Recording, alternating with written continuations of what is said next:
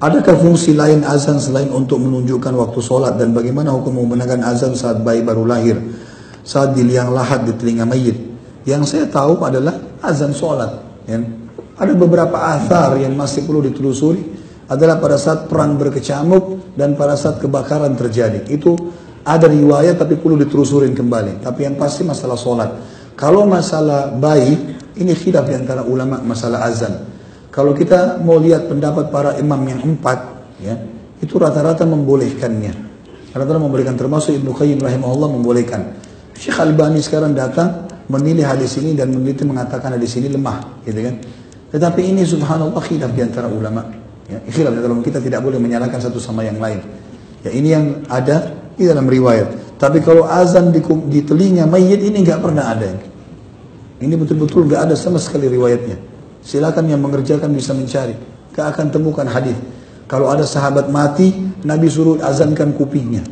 Nggak pernah ini. Bahkan agak unik ini. Saya pernah lihat, bukan cuma di kuping, dia berdiri juga azan seperti mau sholat. Saya pernah hadir di satu pemakaman, tapi waktu itu saya orang asing, saya datang, saya cuma lewat saja. Dan orang-orang situ saya lihat lagi ngumpul semua, kemudian disuruh turun anaknya.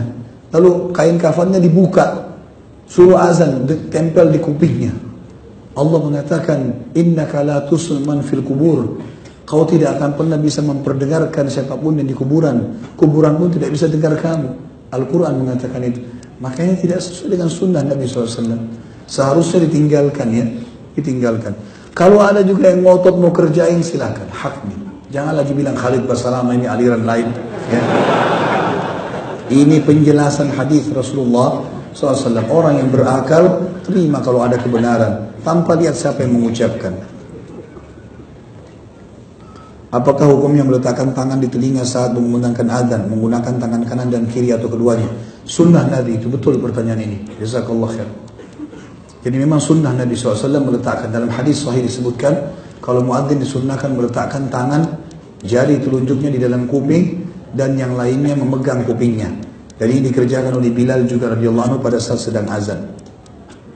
Kemudian juga menggoyang-goyangkan kepala ke kanan dan ke kiri, ini sunnah Nabi SAW, terutama pada saat mengucapkan hayya 'alas salah dan hayya 'alal falah. Saya pernah mendengar seorang ustaz menyampaikan hadis Nabi yang memerintahkan menjawab azan sesuai dengan yang dikumandangkan muadzin. Apakah benar ketika muadzin mengumandangkan hayya 'alas salah, hayya 'alal falah, kita menjawab dengan la haula wala quwata illa billah?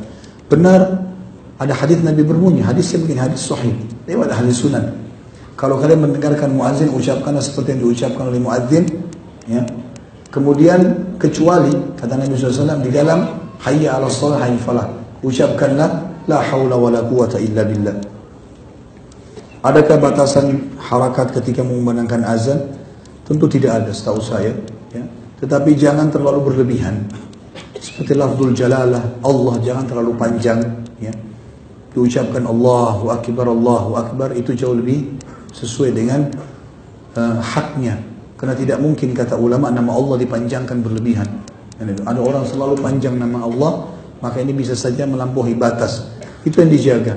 Selebihnya diucapkan, tidak ada masalah panjang pendeknya. Ini orang borong semua pertanyaan. 1 lembar 6 pertanyaan, Masya Allah. Ketika sholat Jumat, azan dikumandangkan 2 kali. Azan pertama dikumandangkan seperti biasa, azan kedua dikumandangkan dengan lebih cepat dari pertama. Apa hukumnya? Ini sebenarnya perilakunya Utsman bin Affan radhiyallahu anhu, dan kita sudah ceritakan di serial beliau, ya, di episode ketiga sahabat kita pernah kita jelaskan. Jadi di zaman Nabi SAW azan cuma sekali Jumat, Abu Bakar sekali, Umar sekali, Ali sekali, Khulafaur Rasyidin, kecuali Utsman. Utsman bin Affan radhiyallahu anhu berijtihad waktu itu mengumandangkan azan 2 kali, tetapi jarak antara azan pertama sama azan kedua itu ukuran 50 ayat. Kalau kita sekarang 45 menit, ya, sampai hampir sejam. Tujuannya adalah waktu itu penduduk Madinah sudah sampai di Wadi Aqiq, sekitar 7 km dari Masjid Nabawi, jauh. Orang dulu azan, tidak ada pengeras suara, nggak kedengaran. Maka Utsman bin Affan meletakkan beberapa muadzin mengeraskan suara sebagai isyarat Jumat sudah dekat. Gitu kan? Dan tidak ada sahabat yang memungkiri beliau pada saat itu. Kalaupun sekarang ada umat Islam yang mau terapkan ini, minimal dia ikuti perilakunya Utsman. Jangan azan, khatib naik, azan lagi. Kan gitu.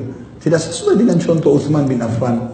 Mesti dikasih jarak mengingatkan. Atau kembali kepada sunnah Nabi SAW yang sebenarnya adalah azan sekali saja.